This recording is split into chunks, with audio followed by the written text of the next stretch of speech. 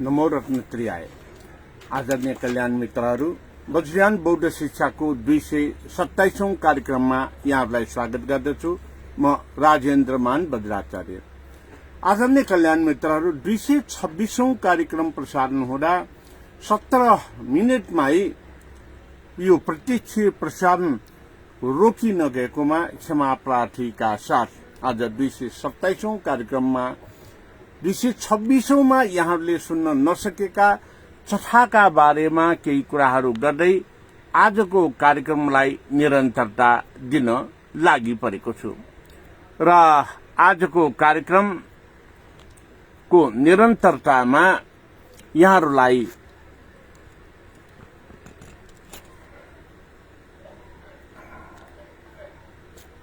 जानकारी दिने क्रममा यहाँहरू समक्ष विनम्र अनुरोध गर्न चाहन्छु। यो नयाँ डिभाइसले प्रसारण गर्ने क्रममा फेरि आज पनि त्रुटि देखिन गएको जस्तो मैले महसुस गरेको छु। तपाईहरुले तेर्सो देख्नु भएको जस्तो लाग्छ। रोटेट भिजनमा देख्न पाउनु भएन। तसर्थ आदरणीय कल्याण मित्रहरू, यो अस्तिको समयमा जुन चथा सम्बन्धी जानकारी गराइरहेको थिए, चथा जुन चाहिँ मोहनीको प्रारम्भिक दिन हो भने चाल मोहनीको मध्य भाग हो र मपूजा चालको अन्त भाग हो र यो प्रारम्भ छसराको चाहिँ कार्य चठामा हुने गर्दछ र मोहनीलाई सानो मोहनी भनेर भन्ने पनि प्रचलन छ। मोहनी एउटा वज्रयान बौद्ध अभ्यासमा गुरु वज्र सत्वको चर्याबाट महत्वपूर्ण रूपमा यो आफूले चाल पाउने अर्थात बोध गर्ने कुरा हो भन्दै त्यसैलाई बोध गरेको कुरालाई वाचाल भनेर भन्दा भन्दै चाल मात्रै भन्न पुगेको महसुस हामीले गर्नै पर्दछ र त्यसैलाई जब हामीले बोध गर्छौं र यसरी बोध गरिसकेपछि त्यो बोध गरेका कुराहरूलाई मपूजाको दिनमा आफ्नो कायवाक चित्त शुद्ध गर्दै नयाँ वर्षको चन्द्रमासको प्रारम्भमा नयाँ बोधिसत्वचर्याको अभ्यासका साथ गुरु वज्र सत्वचर्यामा पदार्पण गर्नु हो। आदरणीय कल्याण मित्रहरू, 6 बजेदेखि 6:30 बजेसम्म नेपाली भाषामा र 6:30 देखि 7 बजेसम्म अंग्रेजी भाषामा प्रसारण हुँदै आइरहेको यस कार्यक्रममा अब पूर्व नामसंगीतीलाई नै निरन्तरता दिने प्रयासमा रहेको छु। My dear Dharma friends and followers, I would like to express you in welcome you in Vajrayana Buddhist Education 227 episode. While I am live broadcasting in 226 episode, you could not view me in live and not recorded as well. It is due to some problem arise in your device, and today also you are viewing this live program with landscape version. So it is also problem for you to view. I'm sorry for that, I could not manage till now. And today in English version I will revise the 226 episodes about the Chatha. Then after I will continue about the Namasangitee explanation. So first of all, I would like to explain this program in Nepali language. आदरणीय कल्याण मित्रहरू, हामीले वज्रधातु मण्डलको बारेमा यहाँहरूलाई जानकारी गराइसकेको छु। यसरी वज्रधातु मण्डलको जुन नाम संगीतीमा गरिएको व्याख्या विश्लेषणलाई यहाँलाई बोध गराउँदै अगाडि बढ्ने क्रममा अब आजबाट सुविशुद्ध धर्मधातु मण्डलको बारेमा यहाँलाई चाहिँ जानकारी गराउन गइरहेको छु र यसरी धर्मधातु मण्डलको बारेमा जानकारी गराउने क्रममा आजबाट जुन चाहिँ व्याख्या विश्लेषण गर्न खोजिएको हो सुविशुद्ध धर्मधातु ज्ञान गाथा। यो सुविशुद्ध धर्मधातु ज्ञान गाथा यहाँहरूले महत्वपूर्ण रूपमा वज्रधातु मण्डल जस्तै नै ध्यान दिएर बुझ्ने प्रयास गर्नुपर्ने हुन्छ।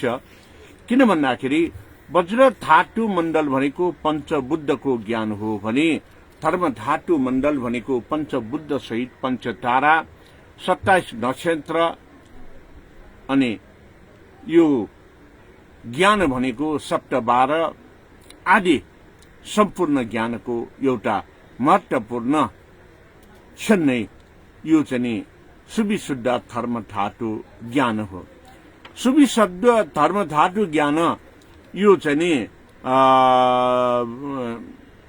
पञ्चविंशति अर्थात 25 वटा गाथामा रहेको छ, 25 वटा चरणमा रहेको छ। जुन 25 वटा चरणमा यहाँहरूले जानकारी पाउने धर्मधातु मण्डलको ज्ञान भनेको 220 वटा महत्वपूर्ण वस्तुहरूको ज्ञान हो।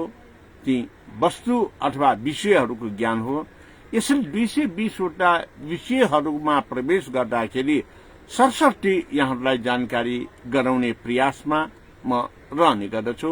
सर्वप्रथम यो नाम संगीतीमा उल्लेख गरिएको सुविशुद्ध धर्मधातु ज्ञान गाथा भनेको के हो त? सुविशुद्ध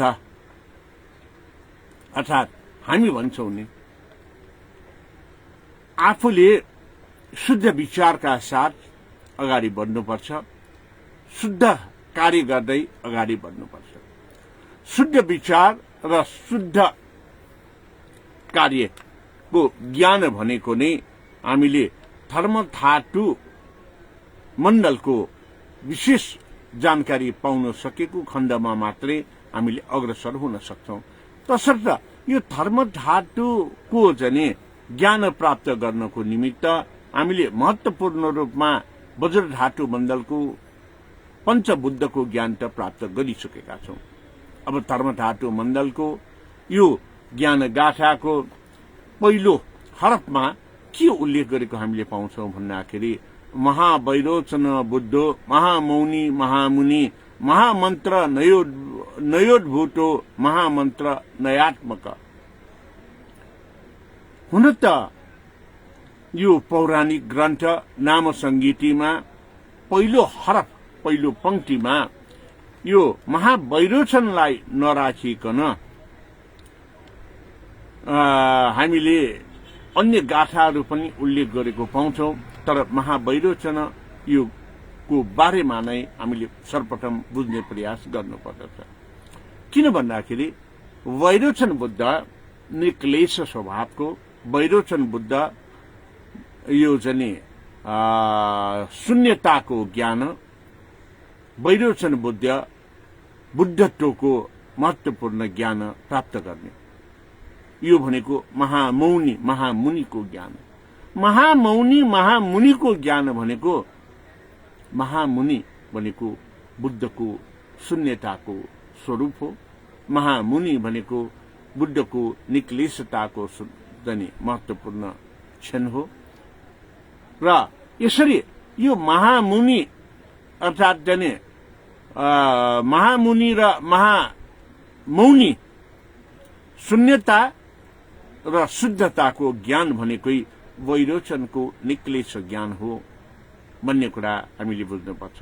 यो निक्लेश ज्ञानको निमित्त सधैँभरि हामीले के गर्नु सक्नु पर्दछ भन्दाखेरि आफूमा निस्वार्थ भावनामा अग्रसर हुने, कुनै भेदभाव रहित भावनामा अग्रसर हुने आदि कुराहरूलाई हामीले बोध गर्दै अभ्यास गर्दै र प्रयोगाभ्यासमा आफूले लानुपर्ने हुँदछ, जसको लागि निरन्तर अभ्यासमा लाग्नको निमित्त हामीलाई महामन्त्र नयोद्भूत महामन्त्र नयात्मक अर्थात् चाहिँ यो भक्तारक मञ्जुघोष जुन चाहिँ वैरोचन महाबुद्धको रूपमा रहनु भएको छ र वैरोचन महाबुद्धको रूपमा रहनु भएको महामञ्जुश्री मञ्जुघोषको ज्ञानलाई हामीले महामुनिको ज्ञान हो भनेर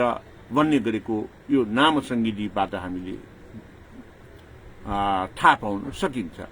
र जब शून्यता ज्ञान, शुद्धता ज्ञान, सुविचारको ज्ञान,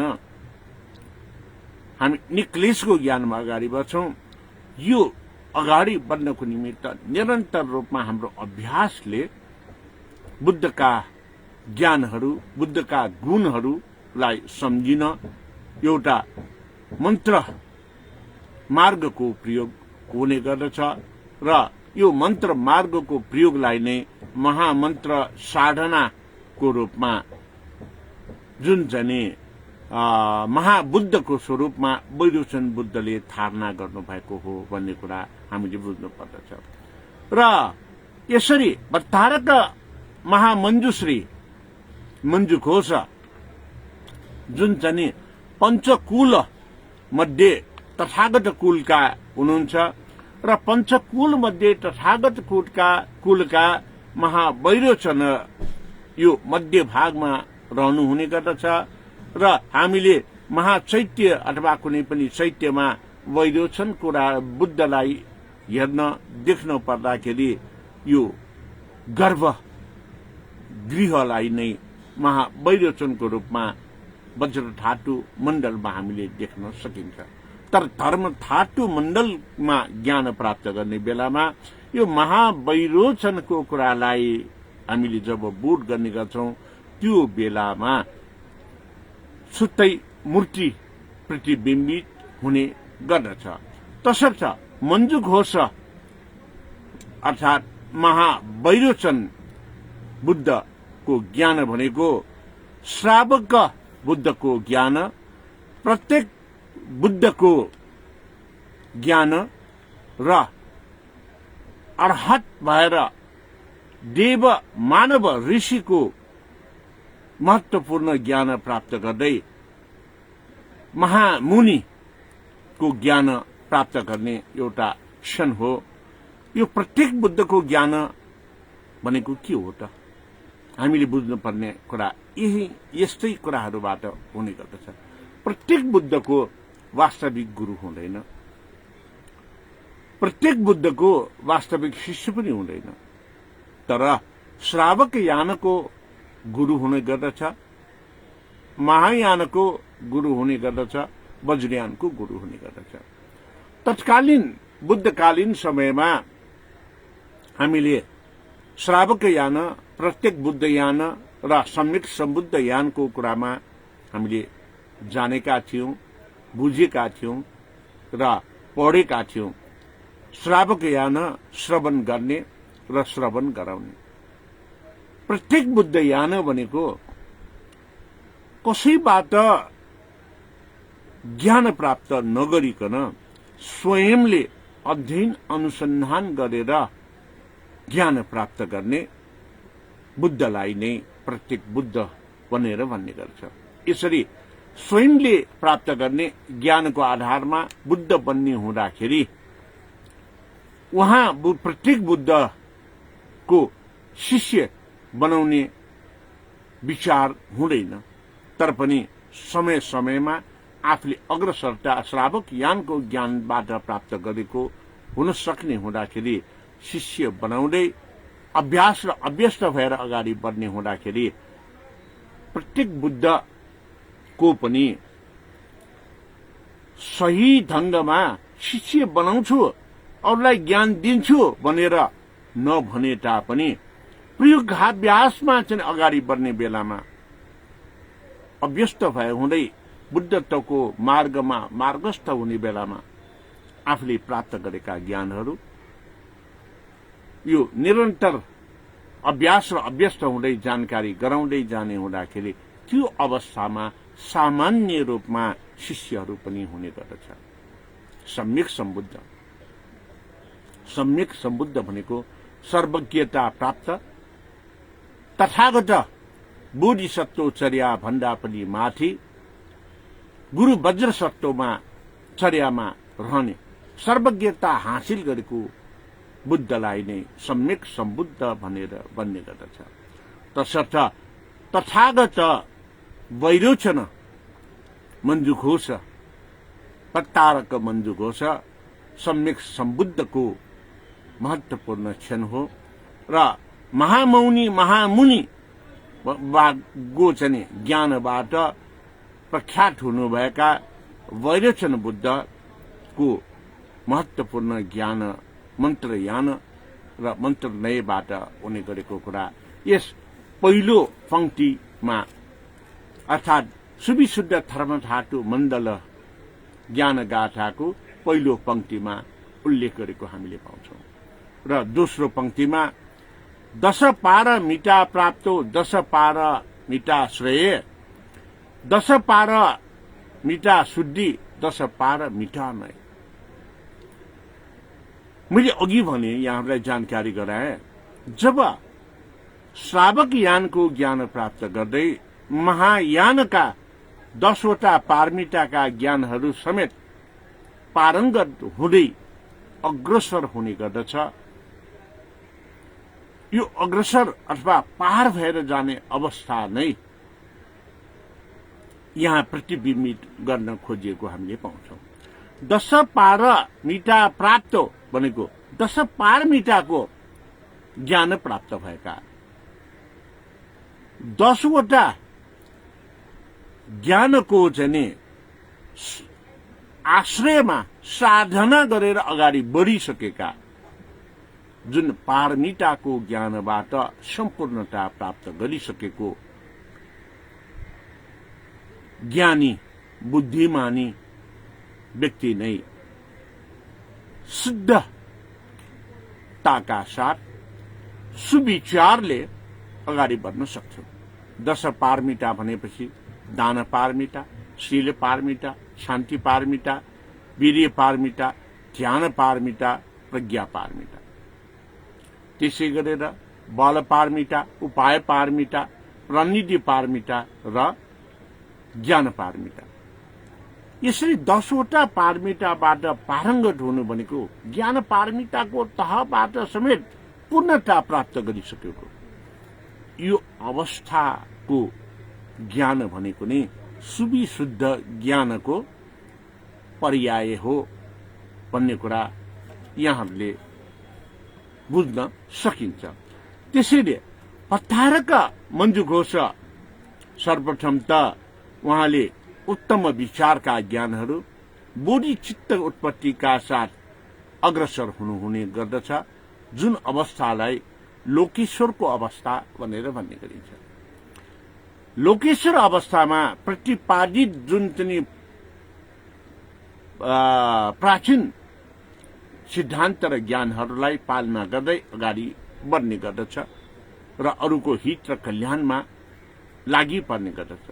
तब एउटा महत्वपूर्ण ज्ञान प्राप्त गरिसकेको अवस्थामा आफूले पनि सहजीकरणको निमित्त कुनै नयाँ सिद्धान्त प्राचीन सिद्धान्तलाई नै आधारित गरेर प्राचीन ज्ञानलाई नै विश्लेषणात्मक ढंगले अगाडि बढाउने गरिन्छ। त्यो अवस्था भनेको नै यो 10 पारमिता शुद्धि 10 पारमिता नय भनेर भन्न खोजेको यहाँलाई अवगत नै छ। जुन तिब्बतमा रहेको कंग्युर र तंग्युर संग्रहालय जहाँ बुद्ध वचनहरूको गाथाहरू संग्रहित रहेका छन्, संस्कृतबाट अनुवादित भएर तिब्बती भाषामा अनुवाद भएका ग्रन्थ धर्म ग्रन्थहरू नै कंग्युर संग्रहालयको मूल ग्रन्थ हो। जहाँ बुद्ध वचनका संस्कृतका ज्ञान गाथाहरूको महत्वपूर्ण तिब्बती भाषामा स्वभाषा अथवा लासाको भाषामा भनेर बुझ्न सकिन्छ। त्यसै गरेर तंग्युर संग्रहालय, अब यहाँनिर जुन चाहिँ तंग्युर संग्रहालयमा संग्रहित भनेको बुद्ध वचनहरू, जसको आधारमा यदि कोही पनि व्यक्तित्व विद्वान अग्रसर भएर अरूको हित र कल्याणमा लाग्दछ भने उहाँको चर्यालाई, उहाँको अभ्यासलाई हामीले लोकेश्वरको अभ्यास भनेर भन्ने गर्छौं। तर जब त्यो तंग्युर संग्रहालयमा संग्रहित बुद्ध वचनका गाथाहरू, बुद्ध वचनका ग्रन्थहरूलाई विश्लेषणात्मक ढंगले समय सापेक्ष सबैले बुझ्ने गरेर व्याख्या विश्लेषण हुने गर्दछ र व्याख्या भाषिका वा टीकाको रूपमा परिभाषित हुने गर्दछ।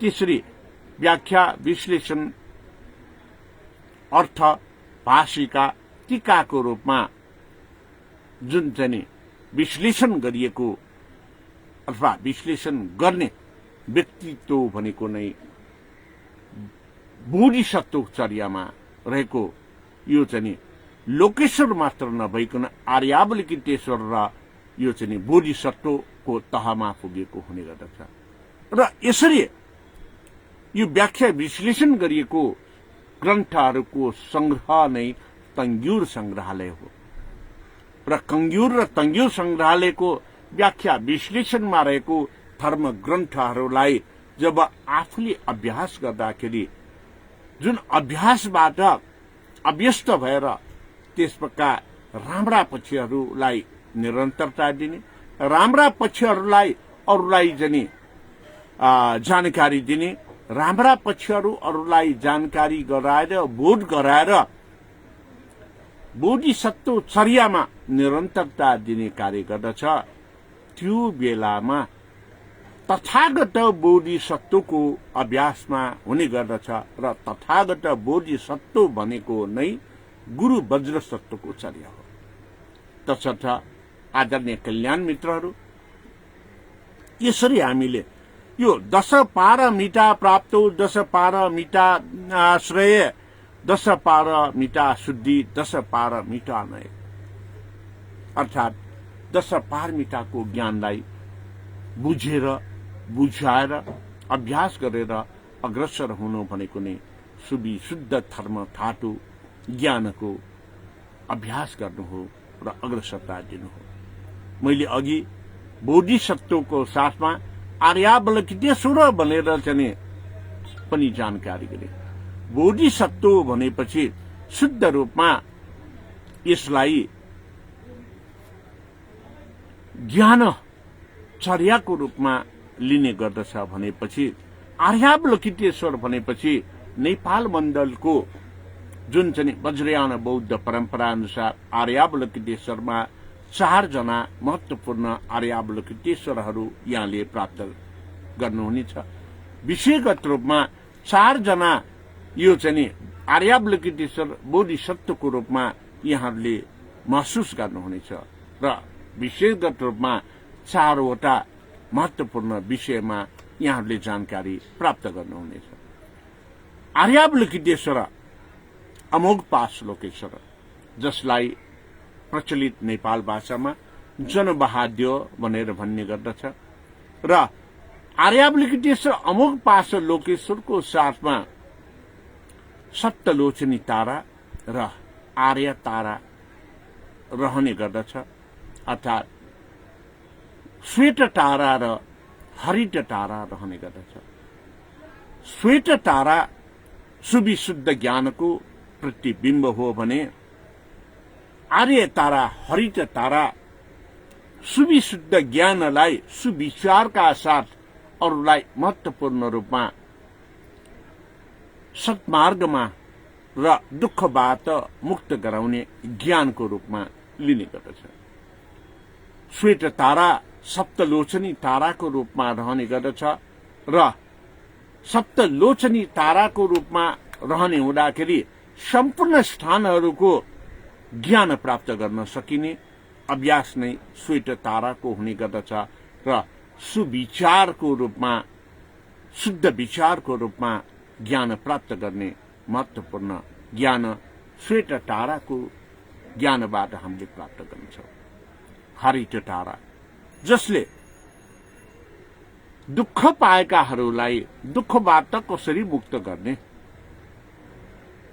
भनेर जुन मुक्ति मार्गको ज्ञान अर्थात दुःखबाट छुटकारा दिने ज्ञान हरित ताराको ज्ञान हुने गर्दछ र यिनै श्वेत तारा र हरित तारा आफ्नो साथमा राखेर अग्रसर हुने देवतालाई नै अमोघ पाश लोकेश्वर जनबहाद्य भनेर भन्ने गरिन्छ।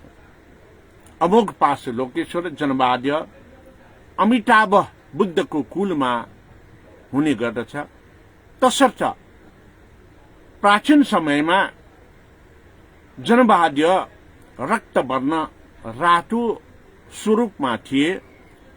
जब नेपालमा शंकराचार्य दोस्रोको प्रभाव पर्यो त्यो बेलामा रंगलाई परिवर्तन गरेर सेतो बनाउनुका साथै जनै समेत हिन्दू परम्परा अनुसार धारणा गराएर धार्मिक सहिष्णुताको संज्ञा दियो र यो यसरी धार्मिक सहिष्णुताको संज्ञा दिएर रंग परिवर्तन गरिसकेपछि नै जनबहाद्य एउटा सेतो मच्छेन्द्र नाथको नामबाट पनि नामाकरण हुन पुग्यो।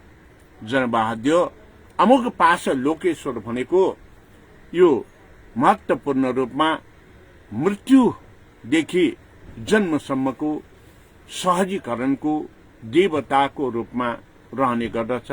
तसर्थ जन्मदिनको दिनमा र मृत्यु भएको तिथिमा विशेष गरेर जनबहाद्य अमोघ पाश लोकेश्वरको दर्शन ज्ञान प्राप्त गर्नको निमित्त जनबहाद्य अमोघ पाश लोकेश्वरको स्थानमा पूजा भाव गर्ने प्रचलन छ। र आर्यावलोकितेश्वर मध्ये अर्को आर्यावलोकितेश्वर पद्मपानी लोकेश्वर पद्मकुल अर्थात श्वेत वर्ण जुन यही शंकराचार्यको प्रभावले श्वेत वर्ण सेतोलाई परिवर्तन गरेर रातो वर्णमा परिवर्तित गरेर धार्मिक सहिष्णुताको नामाकरण गरियो। त्यस बेलादेखि श्वेत यो आर्यावलोकितेश्वरको रूपमा रहेको पद्मपानी लोकेश्वर रातो भइसकेपछि रक्तावर्ण को समेत नामाकरण गरेर रातो मच्छेन्द्रनाथ भनेर नामाकरण गरियो। उहाँ आर्यावलोकितेश्वर भनेको बुङ्गम लोकेश्वर पद्मपानी लोकेश्वर हो। पद्मपानी लोकेश्वर पद्मकुलको बुङ्गम लोकेश्वर भएको हुँदाखेरि यो जल र अन्नको देवताको रूपमा ज्ञान प्राप्त गर्ने अभिप्रायले हामीले यसको अभ्यास गर्ने गर्दछौं। त्यसै गरेर नाला करुणामय जसलाई सृष्टिकान्त लोकेश्वर भनेर भन्ने गरिन्छ। सृष्टिकान्त लोकेश्वर नाला करुणामय उहाँ आर्यावलोकितेश्वर सृष्टिकान्त लोकेश्वर चन्द्र सूर्य ब्रह्मा विष्णु महेश्वर सहित सम्पूर्ण दर्शन ज्ञानका कुराहरू सृष्टिकान्त लोकेश्वरको दर्शन ज्ञानको आधारमा प्रतिबिम्बित भएर सर्वज्ञता हासिल गराउनको निमित्त सृष्टि हुने ज्ञानका आधारहरू रहेका छन्। जुन नाला करुणामयको रूपमा रहे तापनि प्राचीन समयमा सृष्टिकान्त लोकेश्वर पनि बुङ्गमा नै अर्थात् यो चाहिँ बुङ्गमतीमा नै थिए र यसरी बुङ्गमा रहेको सृष्टिकान्त लोकेश्वरलाई चोरी गरेर बाहिर लग्ने क्रममा यो नालाको जंगलमा फालिएको अवस्थामा त्यहाँका राजालाई चाहिँ सपनामा प्रतिबिम्बित गरेर नालामा नै स्थापना हुन पुगेको थियो। त्यसै गरेर चौथो आर्यावलोकितेश्वर अर्थात् आनन्दादि लोकेश्वर, आनन्दादि लोकेश्वर जुन चाहिँ शारीरिक रूपमा स्वस्थताको निमित्त, मानसिक रूपमा स्वस्थताको निमित्त आनन्दादि लोकेश्वर अमिताभ कुलको हुनुहुन्छ। तसर्थ प्राचीन समयदेखि अहिलेसम्म अमिताभ कुलको रहनुभएका आनन्दादि लोकेश्वर र अमोघ पास लोकेश्वरलाई नजिकको दिदी बहिनी भनेर परिचय दिने पनि नेपाल मण्डलको एउटा महत्वपूर्ण ज्ञान रहेको छ। र अर्को दुईवटा ज्ञानको रूपमा रहेका आर्यावलोकितेश्वर, सृष्टिकान्त लोकेश्वर र पद्मपानी लोकेश्वर पद्मकुलको भएको कारणले उहाँहरूलाई पनि नजिकको दिदी बहिनी, शाक्य दिदी बहिनी भनेर जानकारी गराउने प्रचलन छ।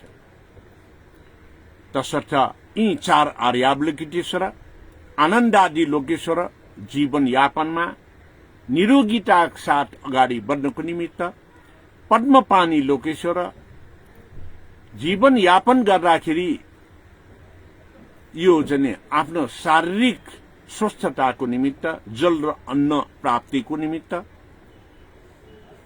मरणदेखि जीवन जन्मसम्मको सहजीकरणको निमित्त अमुक पास लोकेश्वर जनभाग्य र सृष्टि नै गर्नको निमित्त, एउटा सुविचारको निमित्त, शुद्ध ज्ञानको निमित्त सृष्टिकान्त लोकेश्वरलाई जुन चतुर आर्यावलोकितेश्वरको रूपमा, बोधिसत्व आर्यावलोकितेश्वरको रूपमा हामीले ज्ञान प्राप्त गर्ने गर्छौं। तसर्थ यो सुविशुद्ध धर्मधातु ज्ञानगाथा पञ्चविंशतिमा अर्थात्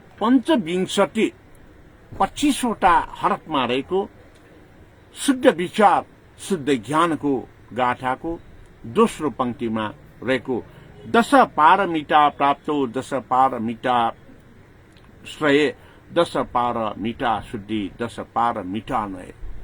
यो दश पारमिताको नयबाट अर्थात् दश पारमितालाई पारङ्गत गरेर अग्रसर हुनु भनेको नै तथागत बोधिसत्व चर्यामा पदार्पण गर्ने मूल ज्ञान हो भन्दै नेपाली भाषामा यो दुईवटा पंक्तिलाई जानकारी गराउँदै 227औं यस कार्यक्रम नेपाली भाषामा अन्त्य गर्न चाहन्छु र भोलिको कार्यक्रममा निरन्तरता दिने प्रयासका साथ यहाँहरूले अंग्रेजी भाषामा पनि हेरिदिनु हुनेछ भन्ने म महत्वपूर्ण अभिलाषी हुँदै यहाँहरूबाट नेपाली भाषामा विदा हुँदै अंग्रेजी भाषामा प्रवेश गर्न चाहन्छु।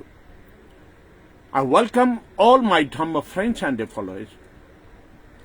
In the episode of 226, I could not shape due to some technical problem in new device which I have used to live broadcast. It is also due to problem created because of the internet as well. So, first of all, I would like to express you to deliver yesterday's Newa culture, Newa festival, the Chatha observation. Chatha is in the reality, Chatha means the gateway to enter to clear vision, to purified vision in our life. So, from today I am explaining you the chapter of Namasangitee-Subisudha dharmadhatu jnanagatha. It is coincide and correlated portion of Satha as well. It is opportunity to correlated and coincide explanation about the Satha. Satha, the gateway to enter the purified mind. To purified mind means when we observe the Mohani festival, we do the practice of Guru Bajracharya and visualize with the fifth level meditation, that is Anuttara Yoga meditation. So, to have practice of Anuttara Yoga meditation is the next portion of Mohani festival. And the end, but it's the starting festival we observe at the first day of first month of lunar calendar, Kachalato Pratipada, that is Mahapuja. Mahapuja, to worship one's body, for to cleanse, to purify, to enter with purified and perfect transformation towards the enlightenment, that is Kaya Suddhi, Vaka Suddhi and Chitta Suddhi. Kaya Suddhi means purified body. Vaka Suddhi means speech purification, and Chitta Suddhi means mentally purified, to get perfection by mental health as well. When we get the physical perfection and healthy and mental perfection and healthy, then only we could success to enter the Buddha and Buddhahood and Buddha's nature we can grasp. So, Satha, the first day and first entrance to purify our body, speech and mind. We will get purified portion of our body and speech and mind when we celebrate the Mohani.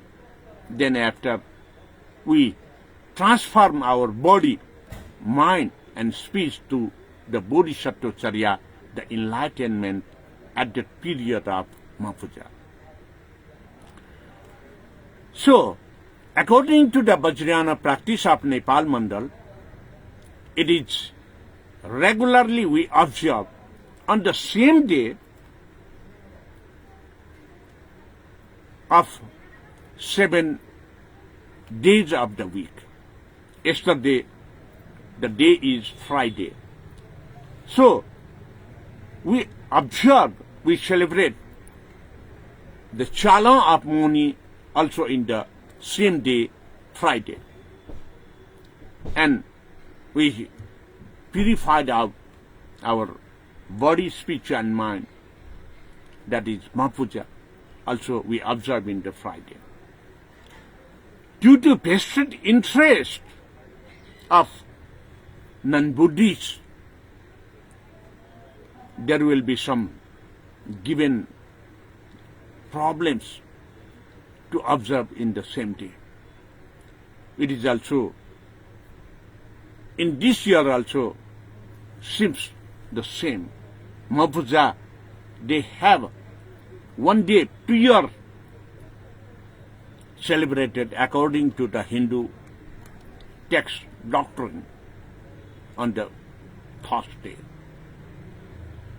But we the Buddhists celebrate on the Friday. When we say Mohani, it is not Hindu worshippings. Mohani is purely Buddhist program lies on the same day when the Hindu culture they observe as Mahanavami. There are several fests and festivals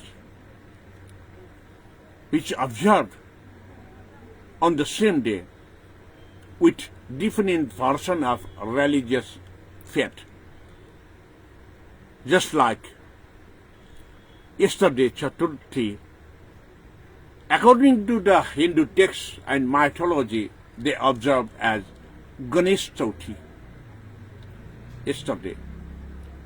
And the person who observe Ganesh Chaturthi, they will hide themselves from the light and source of rays, moonlight yesterday. Prior to seen in the sky the moon, they will finish their worshipping and they hide themselves in one room. They said that if the moonlight they seen yesterday, they will be accused as thief. But it is just reverse according to Vajrayana Buddhism. Yesterday we the Vajrayana Buddhists, by seeing the rising moonlight, then we worship, we get knowledge from the moon. This is the main difference, just like soul and no soul. Hinduism, they believe in the soul, but Buddhism, they believe in no soul. In the same way, yesterday's Chatha observed, Chatha festival, the Hinduist Nepalese culture is to hide from moonlight yesterday at the Chatha day. And Buddhists, they will see the moonlight and they worship. So, having this much knowledge about the Chatha festival, it is the gateway entrance to purified mind only, chitta matra. It is possible only when we can purify our body, speech and mind. How we feel when we observe the moonlight, even we have some sort of tension when we see the bright moon, full moon and bright moon with very clear vision. The clear vision of moonlight provides us very calm in our feelings. So, because of calm feelings, because of cool feelings, then we can enter easily towards the purified body, speech and mind. So today, dharmadhatu jnanagatha panchavinshati, the 5th chapter of Namasangitee. It deals on the same matter to purify body, speech and mind. Subisudha, Subi, with clear vision. Subisudha, purified mind. Dharmadhatu jnanagatha, the Dhamma Discourses, which is given by Sakyamuni Buddha after rediscovered with his one sole practice without any teacher. At the end of 6 days, when he left from the meditation point, and he reached at the Gaya, Urubela, where he sat on a grass plant that is called khor in Nepali Sanskrit language. Because of that grass, and because he had got feedings with Sujata's Khira Bhojana, Jal Ahar and Phala Ahar, fruits and water at the river of Urubela. Having the water and fruits with Khira Bhojana, he feel something better, and he easily discovered the enlightenment, that is Buddhatu Jnana. It is also possible because of this Jnana Mudra position he poses at that place. Within the 6 days of meditation, Sakya Muni Siddhartha Kumara got enlightenment at Buddha Gaya. So, to have a pure vision, to have pure implementation, it is utmost important to cross the 10 steps of perfection, that is Dasa Bhumi, 10 steps he had to cross. With his meditation, he crossed the 10th level at that time. Dasa Paramita means Dana Paramita, the offerings. Sila Paramita, to have good practice, the precepts, to follow the right paths. Shanti Paramita, to sacrifice, to cut off one's needed things to help others. Virya Paramita, to satisfy by cutting off one's needed matter to serve, to help others. And when the receiver of the offerings, they will be very pleasant and happy, to seeing that, to make happy by himself, and to promote more and more to help others. In this way, it is called the Virya Paramita. And having the Virya Paramita, to monitor oneself in different level, perfection with meditative concentration of mind, jhana, to dedicated commitment, perfection, samadhi, to add additional support to others, yoga, to monitor oneself whether the practice is still in the good track or not. If that is not on the right track, not benefited to others, to correct themselves and to continue if that practice of offering is good for others, and if there is some sort of things which yet we have not practiced, that is utmost important to practice. It is immediately to start. In this way, this practice is called, according to the Vajrayana concept, it is Purasarana, to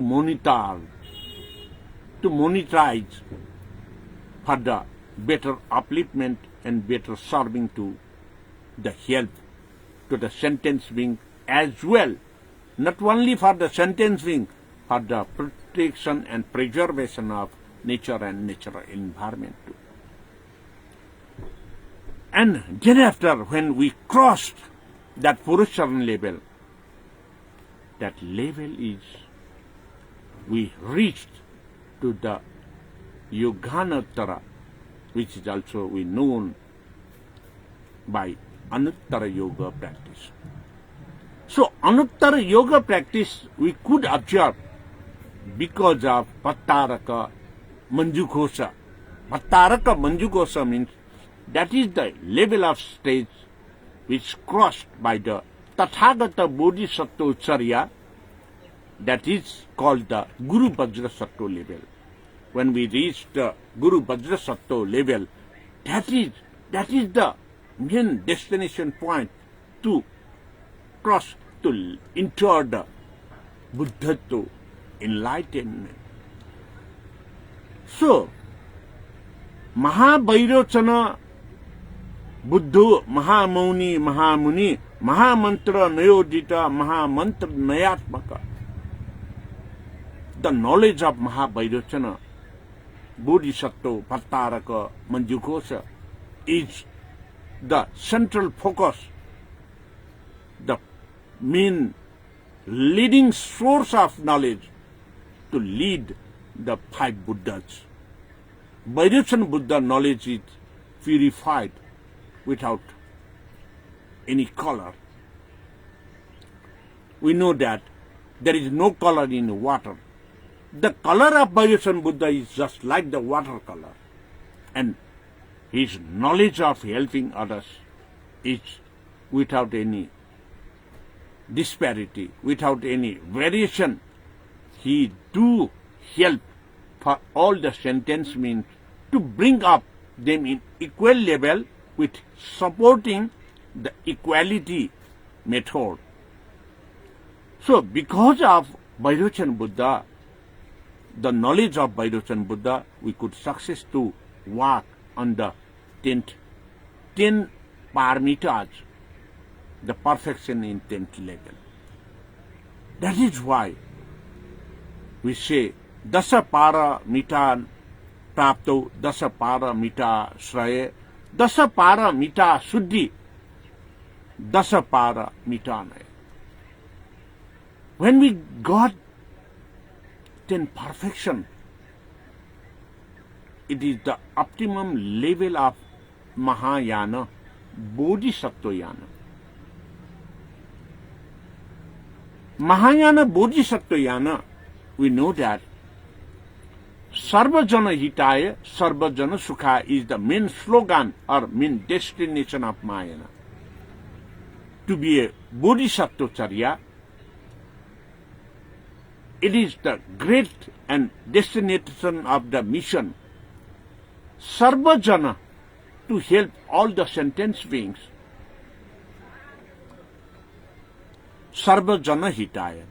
Sarvajana Sukhaya, by helping for all the sentient beings to liberate from their sufferings, their sickness, their problems. When we have no sufferings, no problems, we will be very happy. It means Sarvajana Sukhaya, Sarvajana Hitaya. It means by getting liberation from the sins, sufferings, sicknesses, all the sentient beings will be very pleased and happy. That is the destination goal of the Mahayana. By the Nagarjuna scholar, he explained very well about the Mahayana doctrine, Bodhisattvayana doctrine.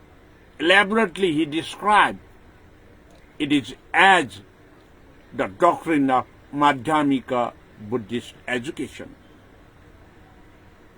So in actual use nowadays also, Shravakayana means the Buddhist teaching till the grade 5th class. From 6th to 10th class Buddhist teaching, it is taught on the level of Mahayana Madhyamika Buddha Darshana, Madhyamika Buddhist philosophy. it is the practice of Mahayana. There are two levels to cross the Madhyamika level. From 6, 7, 8. These three levels, 6, 7, 8 levels of the Buddhist education, that is called the Lokeshwara education. The Buddha's teachings, Buddha's nature of enlightenment practices, they will follow and they do the practice to help the others. When they cross that 6, 7, 8 level of Bodhisattva education, Lokeshwara education, they enter to the Bodhisattva education. At that time, they themselves also propounded the doctrine elaborately, which is from the ancient time, from the Buddhist text, Buddha's period text. Shakyamuni Buddha also rediscovered the text of Buddhism. When we practice for 6 years with the meditation according to the Hinduism, he could not success to get the Four Noble Truth knowledge. But after he left from that place to the Uruvela, having water, fruits, and Khira Bhojan from the Sujata, then he enlightened because of the Bodhi. This Jnana Mudra, he sat on the thatched khara grass and he meditated. He himself, without any gurus, any teacher, he rediscovered, he enlightened the Buddhist knowledge. That position of discovering stage is called Prac Buddha Yana in Buddhism. Prac Buddha, he doesn't have any teacher. Because he get enlightenment without teacher, he could not give proper way, proper method of teaching to his students as well. So, it is commonly said, it is easily said that in Buddhism, the Prac Buddhas, they don't have teacher and they don't have student as well. But after crossing that level, when the Prac Buddha practiced it, applied what he get the knowledge in his own life, and he tried to teach others, give knowledge to others, that is the stage of Guru Bajracharya. And that is the stage of Samyak Sambodhi Jnana, and that is the stage of Samyak Sambuddha. In this way, when Shakyamuni Buddha given first discourses at Saranatha, he had given discourses according to the Shravaka Jnana. What he listens, the listening practice, and he had given to the Brahmins about what he acquired after getting the full noble truth knowledge. It is the practice of Shravaka Jnana. So Shakyamuni Buddha in this way belongs to the Shravaka Buddha. When he discovered, at the time of discovering, Shakyamuni Buddha had no teacher and no students as well. He practiced, he teaches that method of practicing at the Griddakuta Parvata, the Eagle Hill,